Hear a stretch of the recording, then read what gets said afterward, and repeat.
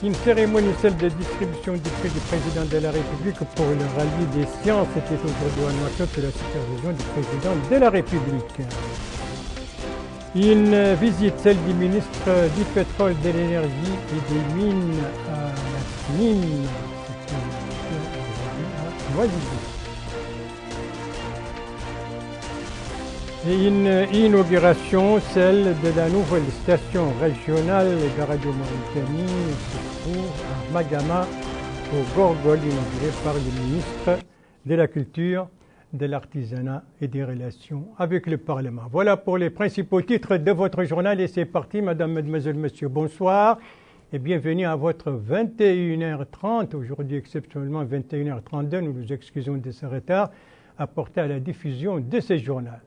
Et pour commencer, eh bien, après le dur labeur, eh bien, c'est l'heure de la récompense. C'est le cas de ceux et celles qui ont décroché le prix du président de la République pour le rallye des sciences. Aujourd'hui, c'était le grand jour, car ce prix a été décerné aujourd'hui à l'occasion d'une cérémonie au Palais des Congrès présidée par le président de la République, M. Mohamed Ould Cheikh El Ghazouani. Compte rendu Bokar Bayleba.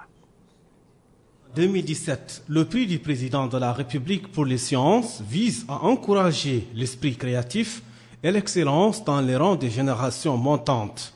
En d'autres termes, il s'agit de renforcer le niveau de l'enseignement dans le but de former de jeunes cadres aptes à répondre aux besoins du marché du travail et réhabiliter le secteur de l'éducation en renforçant sa contribution au développement. Une cérémonie rehaussée par la présence du président de la République, M. Mohamed Ould Cheikh El Ghazouani, qui a remis les premiers prix aux vainqueurs. Ce concours a été organisé par étapes sous la supervision d'un conseil scientifique composé d'experts et de professeurs scientifiques. Les autres prix ont été remis par le Premier ministre, M. Mohamed Ould Bilal, et le ministre de l'Éducation nationale, de la formation technique et de la réforme, Mohamed Mel'aynen Ould Eyyi. En tout, 5303 élèves ont participé à la première phase de l'Olympiade et dans la deuxième phase, ils étaient 1258 élèves. 474 élèves et 12 élèves représentent les 3 premiers de chacun d'eux ont remporté le prix en mathématiques, en physique et en sciences naturelles. Concernant le rallye, 2945 élèves ont participé à ce concours et à l'arrivée, ce sont 27 élèves qui ont réussi à remporter la timbale, soit 9 équipes. Après la phase de remise des prix, place au cérémonial des allocutions. Ainsi, le ministre de l'Éducation nationale, de la formation technique et de la réforme, Mohamed Mel'aynen Ould Eyyi, a inscrit la cérémonie dans le cadre du processus de découverte de jeunes talents et de l'élite scientifique, conformément aux orientations du président de la République. Il a précisé que ces objectifs ne peuvent pas être réalisés sans le renforcement scientifique du système pédagogique et sans l'élargissement des aptitudes scientifiques et techniques des élèves pour stimuler leur génie et leur créativité. Autre intervention, c'est celle faite par le porte-parole des professeurs de disciplines scientifiques, Mahfoud Ould Mohamed Amou, qui a indiqué que ce prix présidentiel constitue un bond qualitatif dans le développement de l'enseignement scientifique en Mauritanie. Par ailleurs, il a loué les mesures de réforme qui ont été engagées, telles que la réécriture des programmes scolaires, selon une nouvelle vision tendant à créer une école républicaine. Le porte-parole de lauréat a exprimé dans son intervention sa gratitude pour la création de ce prix annuel dédié à promouvoir les sciences, ainsi que l'intérêt qu'accorde le président de la République à l'éducation. En somme, ce concours symbolise l'engagement dans la voie du développement scientifique.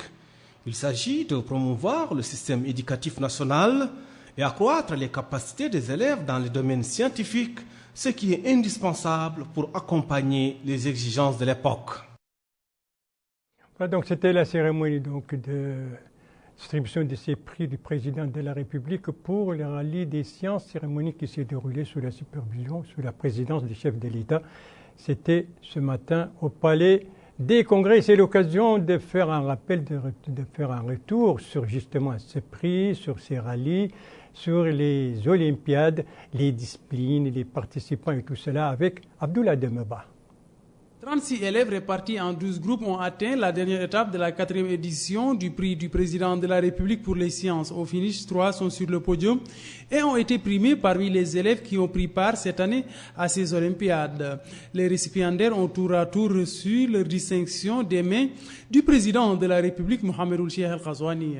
Cet élève qui fait partie du trio de tête remercie le président de la République. Elle a déclaré que cet appui apporté aux apprenants va contribuer à l'évolution de la recherche et de l'enseignement. Cet autre récipiendaire a aussi apprécié le déroulement et l'organisation de ce concours. Ce lauréat a exprimé sa satisfaction pour cet heureux événement, particulièrement pour ses amis récipiendaires, ses parents et professeurs qui désirent que leurs élèves réussissent. Le concours des Olympiades et Rallye des sciences cette année a été supervisé par un conseil scientifique comprenant des experts et des professeurs.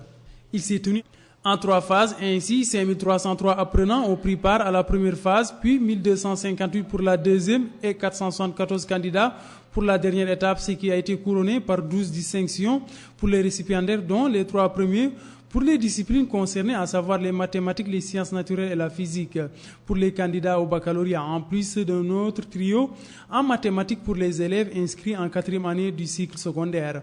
Concernant le rallye des sciences, 2945 apprenants ont participé à la première étape, puis 135 pour la deuxième. Au finish, 36 candidats ont pu atteindre la dernière étape. Souleymane Ould Amar, directeur adjoint du comité technique chargé de ce concours, a précisé que cette compétition est très importante. Elle permet, dit-il, de développer et d'ancrer la culture de l'excellence et dans le champ de la recherche. En plus, souligne-t-il, ce concours permet de développer les connaissances des élèves. Quant à ce parent d'élèves d'un récipiendaire, il a mis en avant l'importance de cette compétition nationale des Olympiades et Rallye des sciences. Voilà donc pour ce prix du président de la République pour le Rallye des sciences, pour les Olympiades. Donc un prix qui a été délivré aujourd'hui au cours d'une cérémonie présidée par les chefs de l'État. C'était donc ce matin au Palais des Congrès. Venons-en maintenant aux activités des ministres, 7 en tout dans ce journal, à savoir celui du pétrole, celui du développement rural, celle de l'environnement et du développement durable, celui de l'enseignement supérieur, celui de la culture et enfin celle des affaires sociales. On va commencer par les activités du ministre du pétrole, de l'énergie et des mines dans notre capitale économique. Il a procédé à des visites d'information, notamment une visite à la SNIM. C'est un compte-rendu de notre correspondant permanent là-bas, Elvar Cheibani, un compte-rendu revu en français par Yedali Fall. À la SNIM, tout était fin prêt pour accueillir le ministre du pétrole, des mines et de l'énergie, M. Abdesselam Ould Mohamed Salah, qui effectue sa visite d'information à la Société nationale industrielle et minière. Le rôle pivot que joue cette société dans le développement économique du pays a été exposé sur écran au cours d'une réunion. Le ministre a saisi l'occasion pour rappeler les défis auxquels fait face la société au niveau mondial. Le wali de Dakhlet Nouadhibou est revenu sur la place qu'occupe la société au niveau local et au niveau national. Le maire de la cité a souligné que la SNIM doit surmonter d'énormes défis pour son développement. L'ADG de la Société nationale industrielle et minière a souligné l'importance de cette visite. Le ministre du pétrole, des mines et de l'industrie s'est rendu dans différents ateliers de cette entreprise où il a écouté des explications sur leur organisation et leur fonctionnement. La réunion des cadres constitue la dernière étape de la visite du ministre, l'occasion pour lui de confirmer à ces derniers que le gouvernement dans son ensemble est en soutien pour cette société qui reste un poumon de l'économie nationale.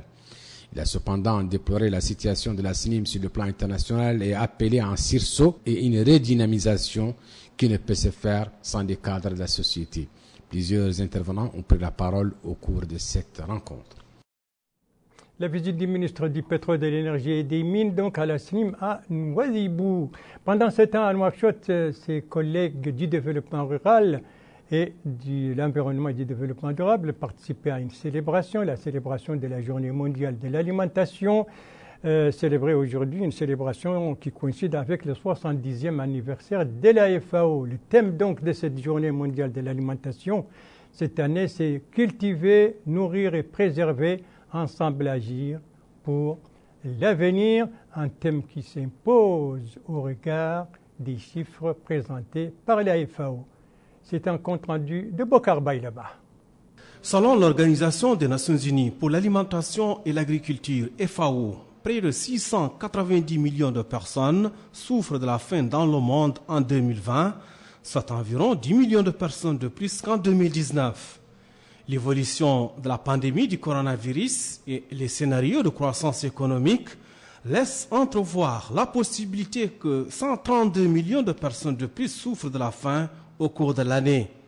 Devant cette réalité implacable, le thème de la Journée internationale de l'alimentation est plus que pertinent. À cette occasion, le ministre du Développement rural, Di Ould Zein, a indiqué que la Mauritanie a mis en œuvre une stratégie visant l'augmentation, la diversification de la production agricole et la fourniture d'aliments sains.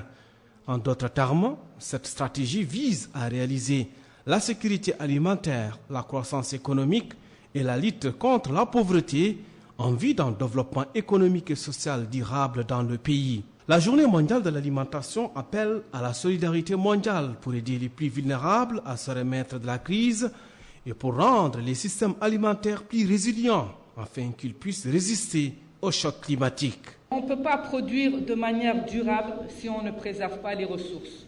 Parce que la base productive en Mauritanie, ce sont les ressources naturelles, ce sont les terres, les sols, ce sont les ressources en eau qui ne sont pas toujours disponibles. Ce sont également les ressources halieutiques, parce que quand on parle de sécurité alimentaire, on ne parle pas seulement d'agriculture, mais on parle également de la pêche, qui est un secteur fondamental et qui contribue à la sécurité alimentaire. Les ressources naturelles, c'est également les forêts. Et la forêt, je dois dire aujourd'hui, et nous le voyons ici, on a schématisé la Journée mondiale de l'environnement à travers un arbre. C'est pour vous dire l'importance de l'arbre, l'importance de la forêt dans la sécurité alimentaire.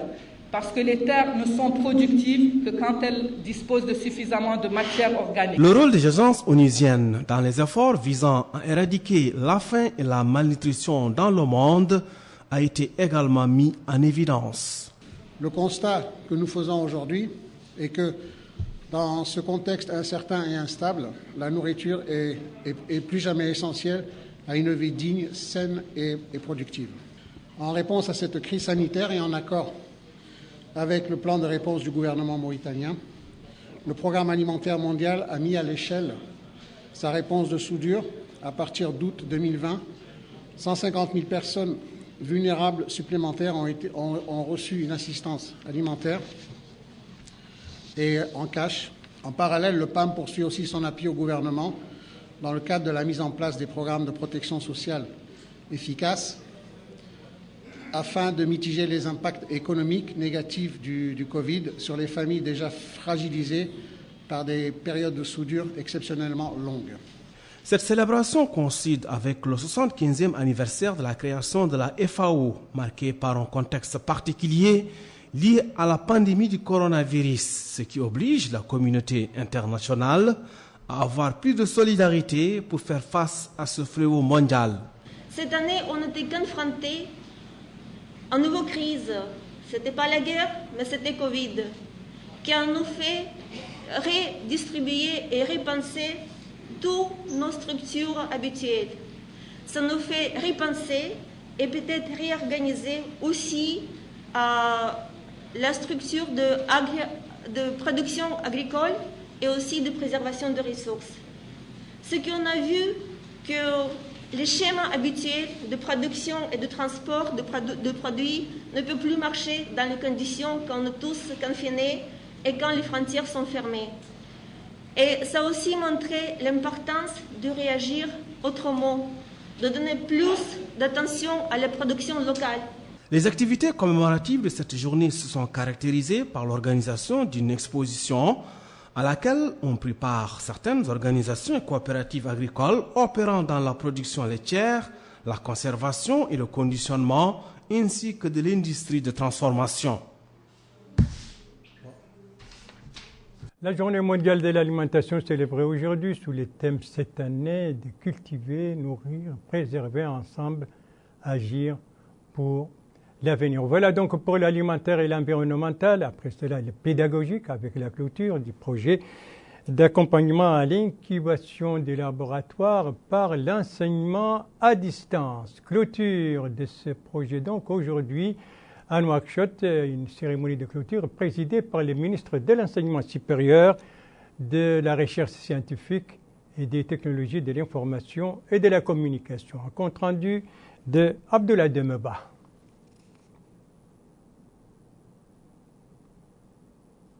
Cette cérémonie de clôture du projet Aylara, accompagnement à l'incubation des laboratoires par l'apprentissage à distance, a constitué une opportunité de présenter les objectifs de ce projet, à savoir le développement et le renforcement des capacités des chercheurs au niveau des laboratoires et dans le champ de la recherche scientifique. D'un montant global estimé à environ 400 000 €, ce projet a été financé par l'ambassade de France en Mauritanie. Au cours de ces rencontres, un documentaire sur ce projet ainsi que ses accomplissements ont été exposés au public suite à un diagnostic du secteur de la recherche scientifique. Nous avons vu qu'il y avait une très faible publication, qu'il y avait une diversité de thématiques, chacun prenait sa thématique dans la continuité de sa thèse, bien sûr, et en décrochage avec les problématiques de développement du pays. Et nous avons donc, suite à ce diagnostic, décidé de créer un haut conseil de la recherche scientifique dans lequel tous les départements étaient représentés, pour essayer de corréler les thématiques prioritaires pour l'État avec la recherche scientifique. Après ce travail, il y a eu une dizaine ou une douzaine de textes organisant la recherche scientifique, un décret sur les laboratoires, les unités de recherche, un décret sur le système LMD, un décret sur les périodiques scientifiques, les sociétés savantes, un décret sur la création de l'Agence nationale pour la recherche scientifique, l'innovation, la création du Fonds national de recherche scientifique. Et donc, pour la première fois dans l'histoire de ce pays, la recherche scientifique devient financée. Sur le budget 2020, il a été alloué 500 millions de Guyane pour la recherche scientifique. Après la clôture du projet Aylara, les perspectives d'avenir, je pense qu'à partir du moment où vous avez créé un laboratoire comme ce laboratoire LE2S sur les disciplines de l'environnement, la santé et la société, l'outil existe maintenant, la structure existe. Et l'avenir, c'est développer des partenariats entre ce laboratoire, par exemple, et les autres laboratoires à travers le monde, la France et peut-être d'autres aussi, qui permettront d'avancer. Cette cérémonie de clôture s'est tenue en présence d'un parterre de chercheurs. Voilà donc pour cette clôture présidée par les ministres de l'Enseignement supérieur, de la recherche scientifique et des TICS. Après donc le pédagogique, les médias. Les médias avec cette nouvelle naissance à Radio Mauritanie, la nouvelle née, c'est la station régionale de Magama au Gorgol. Et l'inauguration, c'était ce matin, cérémonie présidée par le ministre de la Culture, de l'Artisanat et des Relations avec le Parlement. Un compte rendu de notre correspondant permanent à Kaïdi, dans le Gorgol plutôt, Mohamed Ali Salek, compte rendu, revu et présenté en français par Yed Alifal. Coupure du ruban symbolique. Les nouveaux bâtiments comprennent un studio de diffusion, une salle de contrôle technique et de montage, plusieurs bureaux, logements et installations. La station de radio financée par le programme des Nations Unies pour le développement diffuse la bande de FM. Dans son discours, le ministre a affirmé que la création de cette station s'inscrit dans le cadre du renforcement de la couverture de la diffusion des services publics dans les régions frontalières après l'ouverture d'une station similaire à Bassiknou le mois de février dernier. Une station qui a contribué à la valorisation de la diversité culturelle et l'enseignement à distance pendant la période de fermeture des classes suite à la pandémie du coronavirus. Il a ajouté que l'expansion de la diffusion du réseau de Radio Mauritanie Mère et de ses branches se développera dans les mois à venir. Pour inclure le lancement de la radio culturelle, il s'agira de la 5e radio spécialisée après la radio du Saint-Cora, la radio des jeunes, la radio rurale et la radio scolaire. Il a ajouté que les stations de radio mobile seraient également implantées sur tout le territoire maritime et fluvial, consacré à la sensibilisation et l'encadrement au profit des acteurs du secteur de la pêche traditionnelle. Le ministre a exprimé ses sincères remerciements aux partenaires de la Radio nationale, le Programme des Nations Unies pour le développement, pour sa contribution efficace à cet ambitieux plan de réforme. De son côté, le directeur général de Radio Mauritanie, M. Mohamed Cheikh Ould Sidi Mohamed, a affirmé que la radio contribuera à diffuser les valeurs de fraternité et de développement et informera sur les préoccupations des populations. Il a ajouté qu'elle accompagnera le plan de développement global initié par les autorités nationales et qu'elle mettra tout en œuvre pour éclairer l'opinion publique nationale dans tous les domaines. De son côté, le représentant du Programme des Nations Unies pour le développement dans notre pays s'est félicité de la création de cette station, de ce qu'elle ajoutera pour suivre le rythme des espoirs et des aspirations des citoyens de cette région et des plateformes qu'elle offrira pour la sensibilisation et l'éducation dans divers domaines. La maire adjointe de la commune s'est félicitée de la mise en place de cette station qui répond à une réelle attente des habitants de la ville. Les ministres et la délégation qui l'accompagnent ont visité les différents pavillons du siège où les responsables ont donné des explications sur la nature de leur travail et les technologies et équipements de pointe dont elles disposent.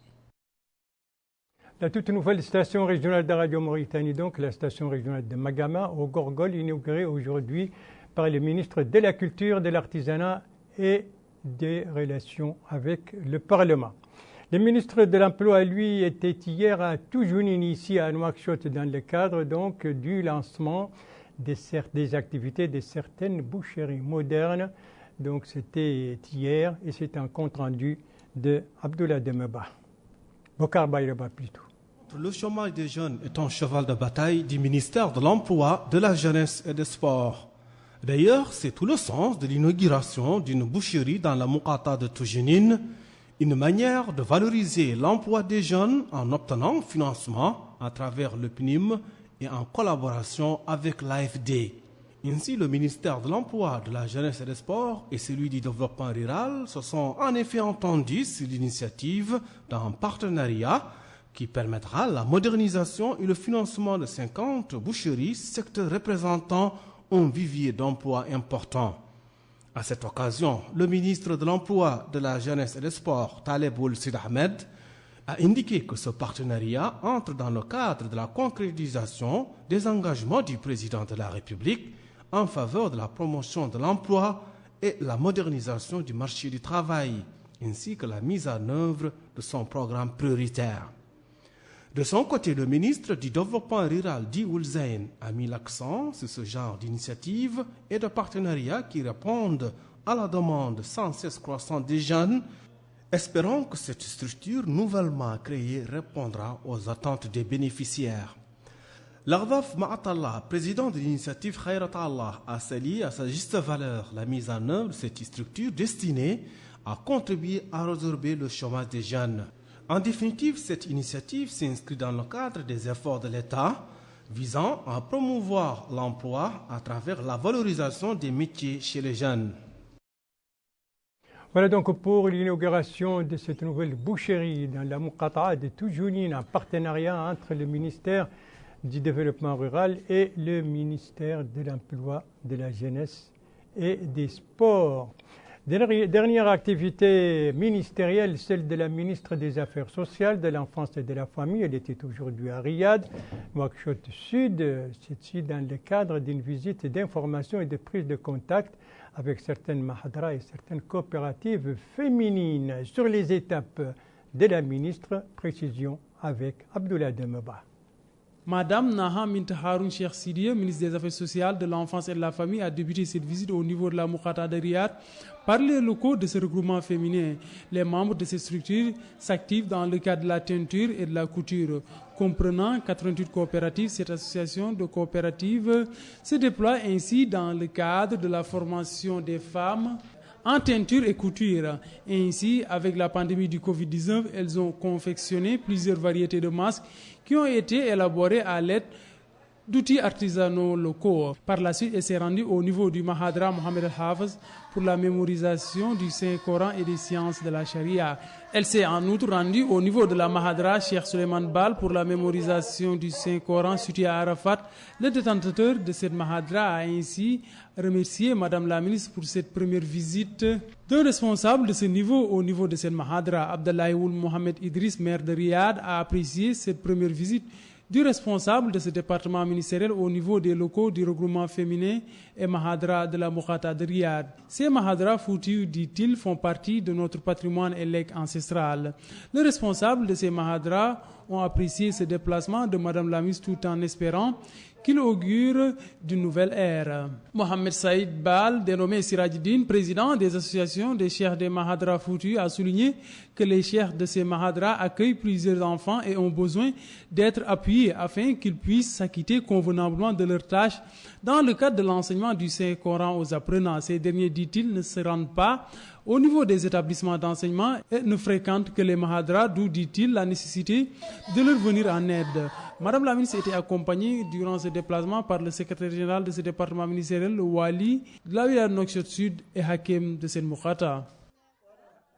C'était donc la visite d'information entreprise aujourd'hui par la MASEF dans la Moukata de Riyad. Elle a visité donc certaines mahadras et des coopératives féminines. Merci de suivre les JTF de Mauritanie à la suite du journal avec les droits humains, l'évolution de la Covid-19 et du sport avec Handi Basket. On va commencer par les droits humains avec ce séminaire de sensibilisation à Néma, coup d'envoi ce matin, un séminaire organisé par le Commissariat aux droits de l'homme à l'action humanitaire et aux relations avec la société civile. C'est un compte-rendu de notre correspondant permanent là-bas, Abdallah Souvi, compte-rendu revu en français par Yed Alifal. Le renforcement de la protection des droits humains et la promotion de la société civile, tel est le thème de l'atelier organisé par le Commissariat aux droits de l'homme à l'action humanitaire et aux relations avec la société civile à Néma, capitale du Houart al-Sharqi.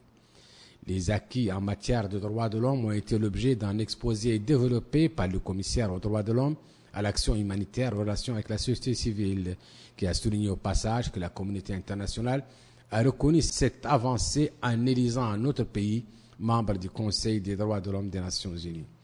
Plusieurs participants à cette rencontre ont souligné l'importance de l'atelier qui constituera, selon eux, un jalon supplémentaire dans la promotion des droits humains dans notre pays.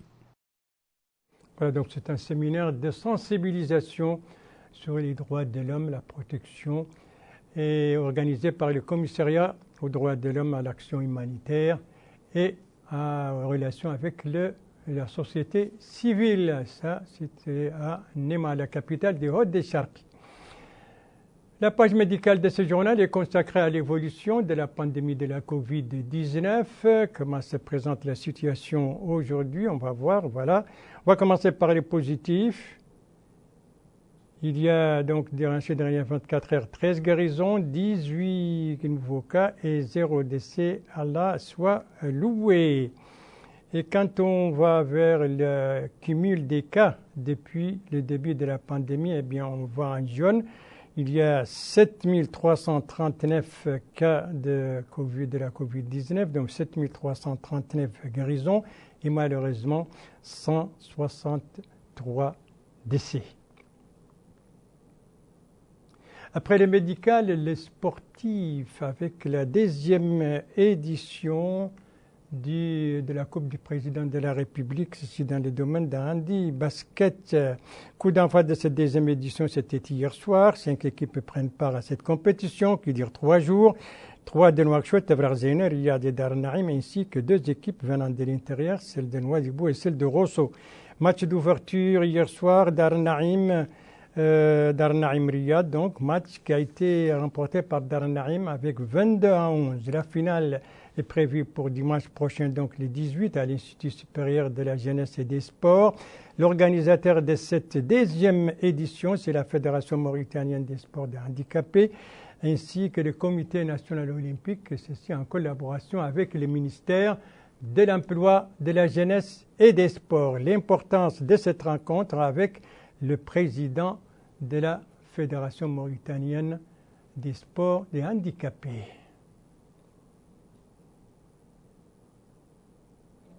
Confrontation et un grand derby dans du basket de différentes ligues de Nouakchott et de l'intérieur. Durant 3 jours, le public mauritanien va assister à une grande démonstration qui va mettre en valeur les grandes performances de nos personnes handicapées dans un esprit de convivialité, d'union entre les semblables. Voilà donc le président de la Fédération mauritanienne des sports des handicapés sur cette déclaration que se termine ce journal. Merci à vous, madame, mademoiselle, monsieur, de l'avoir suivi. Merci bien entendu aux équipes rédactionnelles et techniques qui ont participé à sa conception. Je vous en rappelle les principales informations. Ça, c'est le palais des congrès. Ça, c'est le président de la République. Ce matin, à l'occasion de la distribution des prix du président de la République pour le rallye des sciences. Ici, c'est à Nouadhibou, la visite à la SNIM du ministre de l'Énergie, du pétrole, de l'énergie et des mines.